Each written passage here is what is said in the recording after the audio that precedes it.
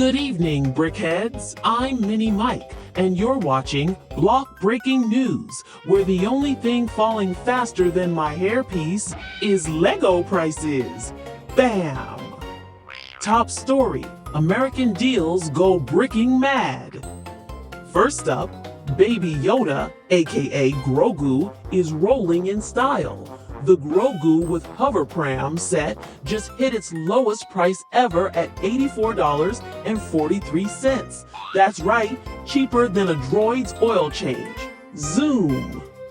Next, the Millennium Falcon drops to $67.98, which is great if you've always dreamed of smuggling bricks across the galaxy without smuggling your wallet. And Gotham's got drama. The Batman Tumbler vs. Two-Face and Joker set crashes down to $47.99. That's less than what Alfred charges for valet parking. Meanwhile, C-3PO is having a price malfunction. He's now $111.95. That's a $28 savings, or roughly 9,000 galactic credits, depending on your exchange droid.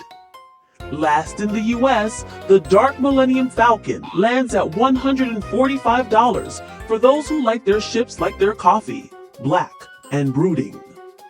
Across the Brickish Isles,